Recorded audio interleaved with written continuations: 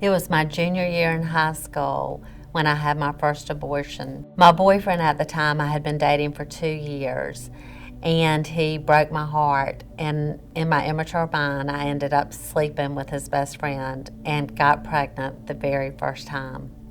After the abortion, my whole life just started to crumble. I had been a fairly good student and all of my grades kept dropping. I found myself in situations that I would have never dreamed I would be in.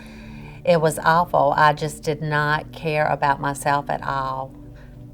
I felt so unworthy of love, and I was partying, I was very promiscuous. It was just a downward spiral from there on out. My senior year, I was dating somebody and ended up getting pregnant again. It was a horrible situation because we were not committed to each other in any way, shape, or form either. And so when I found myself pregnant again, I was absolutely petrified. I was in my second trimester and I was starting to show. Some of my friends knew about it. I could not decide because I wanted so much not to have the abortion again, but I felt like I had nowhere to turn. My grades had really suffered. I had to go to summer school my junior year and my senior year, and my English teacher even told me that if I did not make an A+ on my term paper, that I would not walk with my class. And I think as a cry for help, I did my term paper on abortion. Somehow I managed to graduate high school. I did make an A+ on my term paper, but I was still filled with that shame. I felt like trash, and I just felt like I was so unworthy of anything, of any kind of healthy love relationship. I was walking in just a wild lifestyle, and I was partying and doing drugs and still continuing to be very promiscuous. And eventually, in my early 20s, I found myself pregnant again.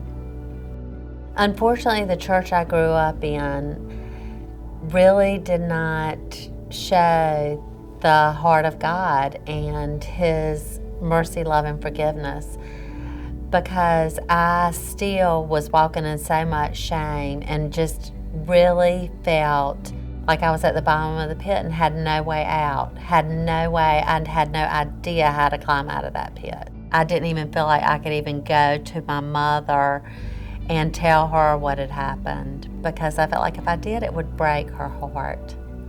At 26, I had started going to some Bible studies. I just wanted to know Jesus and His love and forgiveness, because at this point, I knew that that was the only place that it would come. What really started my healing process was when I was doing a Bible study with a friend, and part of that Bible study was bringing up things from your past. And this was the first time I had ever spoken out to somebody that I did not know that well at a time, but she was growing to be such a good friend because she was helping me with my walk with the Lord. And once I got that out, the healing process began. My relationship with God was growing, but it was not until I was 45 years old that I realized I was still carrying that shame. And I found out through counseling that it was because I had never shared what had happened with those abortions with my mother. It was like the shame was being dangled over my head and I could not get past it. But I ended up leaving the counselor's office just knowing I was going to tell my mother. It was like 1,000 pounds had been lifted. It was unbelievable. She held me with open arms and just cried because she wished that she had been there for me and wished that I had come to her. Once I told my mother, I just felt like that everybody needed to know the freedom that I had found. It broke my heart to think about women that were holding their shame in for as long as I did. So the first thing I did was call my local pregnancy center, and they took me through a curriculum that truly had the heart of God. This curriculum specifically spoke to women that have had abortions. Through the scriptures in the curriculum, it was like a cleansing in my spirit, and I truly knew God's love, mercy, and forgiveness for the first time in my life, and knew Jesus as my personal Savior, in knowing that He died for me and for what I had done.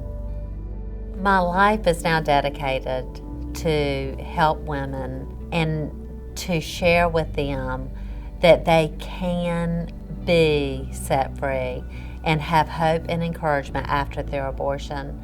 I have seen so many women that have been on the couch or depressed and dealing with anxiety and fear and never forgiven themselves for what they have done. Is absolutely heartbreaking. There is no way to explain what God can do in your life until you have given it to Him.